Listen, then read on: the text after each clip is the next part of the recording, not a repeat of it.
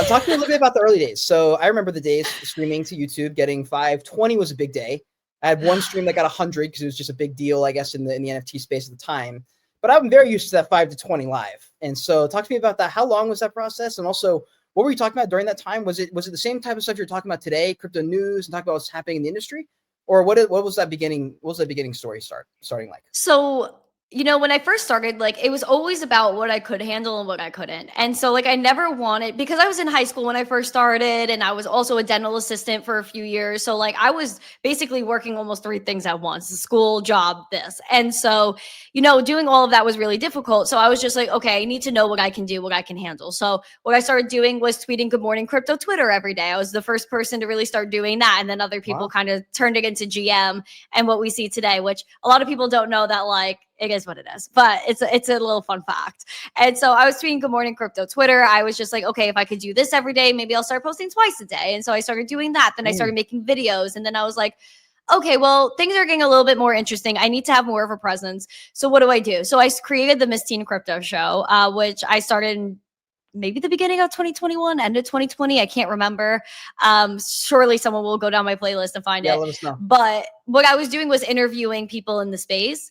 And so I wasn't really even, I didn't even have like my own like single woman show for a long time. So it was like for a few years, I was doing the Randi show. I was or the Missing Crypto show, booking guests at least 2 a week during the bull market, which was really easy for me because everyone wanted to talk at that time. And then when things started to kind of come downhill in 2022, when we were at 15K Bitcoin, I was like, all right, well, now I have to do something different because I want to keep doing the Miss Teen Crypto show, but we do have a problem where no one wants to talk about crypto right now. So I said, you know what? I want to talk about it. So I created the Daily Zest, which started off as the Weekly Zest in November of 2022.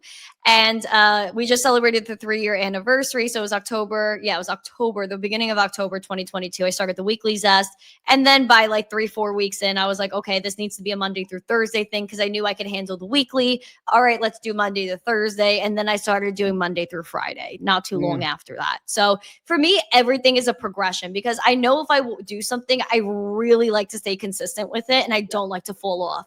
So I guess I didn't fall off in the Daily Zest because now I've been doing that for 3 years and 701 episodes. So I'm very happy about that. We celebrated 700 on Friday. I was there for that one. Yeah, you were there. It was really good. And the community really came through. I was hella emotional. That happens quite often on my channel because like the community that comes through is just absolutely insane. And I really have no words for it a lot of the time because, I'm just a girl that really came from nothing. I'm still kind of starting from zero in a few different ways at this point. But I just like really have a passion for this space and I have a passion for the people and, just the overall revolution that we're a part of. And I just like will fight until I die to keep doing it. No, it's beautiful. And I absolutely love that. The consistency side is the thing that people do not understand. I mean, it is very, very hard to do something every day.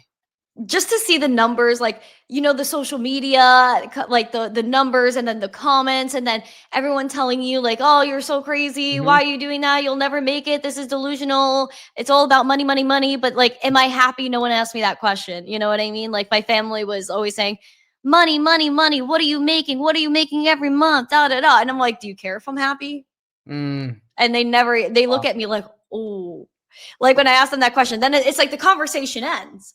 Because it's just like what people prioritize isn't what they should be prioritizing. And a lot of people idolize money. And that's probably why my family and I really don't get along that much because they idolize money a lot. And I don't do that because I feel like if I'm aimed at my mission and my mission is willed, then and I'm actually called to that mission, then somehow things will work out. And I just have to keep having that faith. And that's really what got me here. That's very beautiful. So my family side is slightly different. They've always been supportive. My mom's Japanese, so she's way more in the camp of get a dang job already. Like, what are you doing? And then my dad's American. He's kind of like, I mean, if it works, you get paid. And I was like, yeah. He's like, all right. Like he works in tech. He like kind of understands. He was a teacher for a long time. He was like, okay, you're getting paid like for sure, right? It's not like fake. He was like, Ethereum's like a what exactly? And I was like, well, I can change that for real money. He was like, that'll work. And so he was kind of down. They were like slightly not exactly sure what to think about it, but they were like relatively supportive. My mom was like, look, if you can like pay rent and stuff, I guess it's fine. But like, I'd rather you just get a job. took a long time before she kind of came around.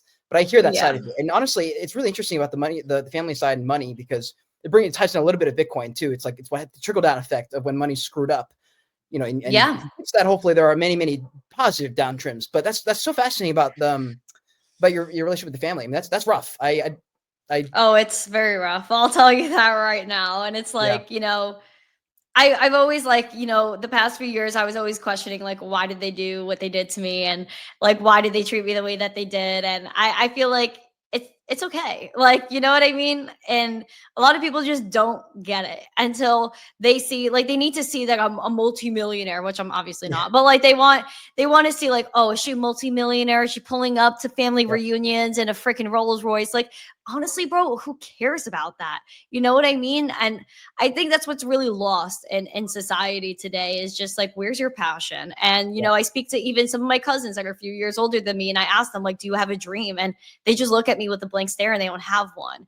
And wow. so I feel like it's really about your mentality and, where you really want to go. Like, do you have a passion or not? And if you do, you'll somehow make it work.